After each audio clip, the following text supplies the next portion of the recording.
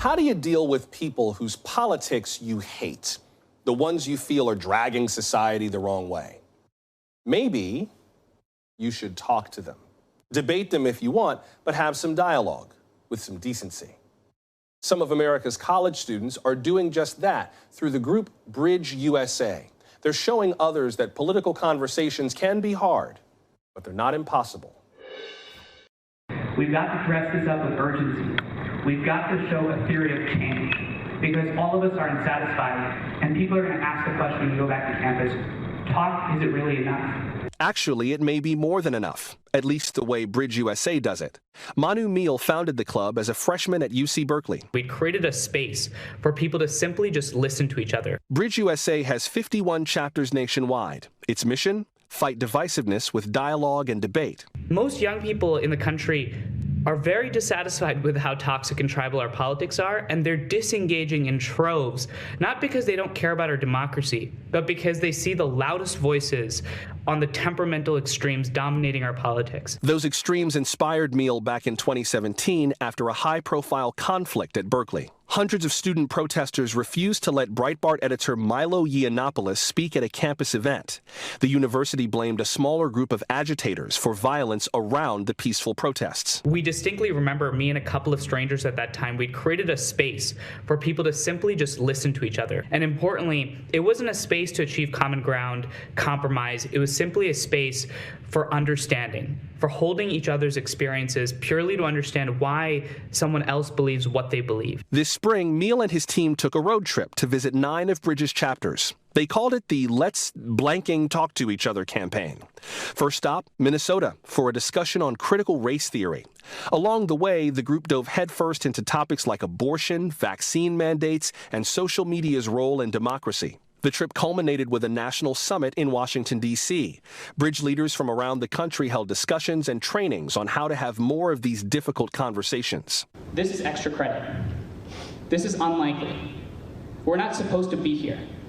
We're 2 blocks away from the Capitol and currently living in one of the most polarized times in our country's history, with young people across the country choosing a politics of division and exclusion over a politics of hope and optimism. On the first night of the conference, students held a parliamentary-style debate on extremist ideas in American society. I understand that some of these things are just ideas, but a few blocks away at the Capitol, we see that ideas become actions. So my question, I guess, is how do we stop dangerous ideas from becoming dangerous action? So I think if we come into it with a view of tolerance, our refutations of those ideas can be more effective and prevent the violence that I know we all want to prevent. The format demanded respect, open-mindedness, and curiosity.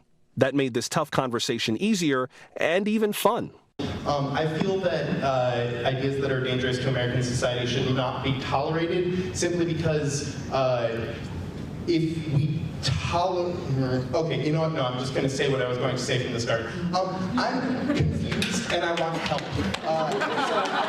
BridgeUSA does have some help from partner organizations.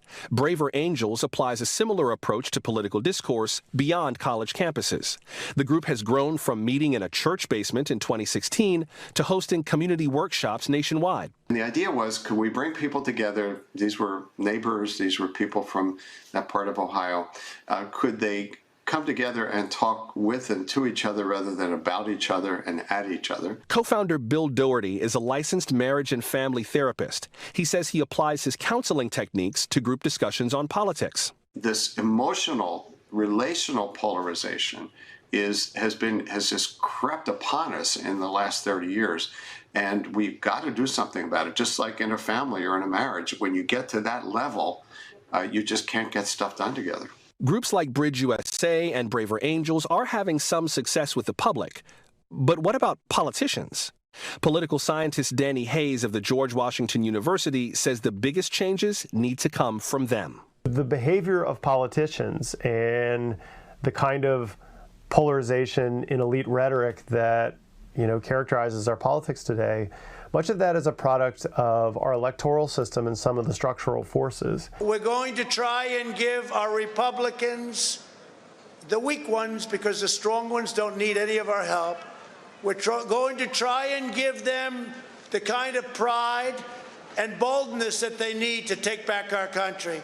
So let's walk down Pennsylvania Avenue. Our electoral college system, as well as the design of the Senate, create incentives for political parties sometimes to basically appeal to a minority of the population because they don't have to win a majority or be the most popular party in order to win elections. The Republicans have won 2 elections in the last 20 years in which the Republican candidate did not win the popular vote. Capitol Hill has made some efforts to become more transparent and effective. Back in 2019, it created a select committee on the modernization of Congress. It's chaired by Democrat Derek Kilmer of Washington State. I'm conscious of the fact that I'm part of an institution that, according to recent polling, is less popular than head lice, colonoscopies, and the rock band Nickelback. And part of that is because I think the American people are tired of partisan bickering. They want to see more progress on their behalf. Chairman Kilmer says one opportunity lies in breaking down how partisanship is baked into the House and Senate. You know, so you're basically separated by party from the beginning. So one of our recommendations was stop doing that. Like, part of the discussion, part of the orientation in Congress should be about how we encourage collaboration and civility, not how we pull people apart. If you want things in Congress to work differently, then you have to do things differently. Republican Congressman William Timmons of South Carolina is the committee's vice chair. We've relied on a number of different organizations. We call it the cohort, and it's literally 24 groups that are interested in making Congress less dysfunctional and try to really get this place back on track. Back in February, Chairman Kilmer introduced the Building Civic Bridges Act. It would provide government funding to organizations like Braver Angels and BridgeUSA.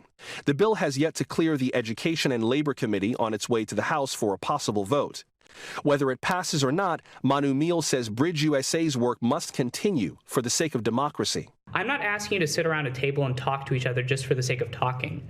I'm asking you to sit around a table and talk to each other because understanding is what creates the groundwork for change to happen. And after a weekend of intense political discussions, its members were ready to make new connections back home. Some said the key is a very simple thing. Empathy. I've learned a lot of empathy. And it's not just through having conversations, it's also managing people. I think this idea of leading with empathy and really just trying to engage with people on an individual level, seeing them as just only representatives of themselves, not a representative of a larger group, is very unique to politics. We're all humans, and we can all achieve great things. We have a common purpose.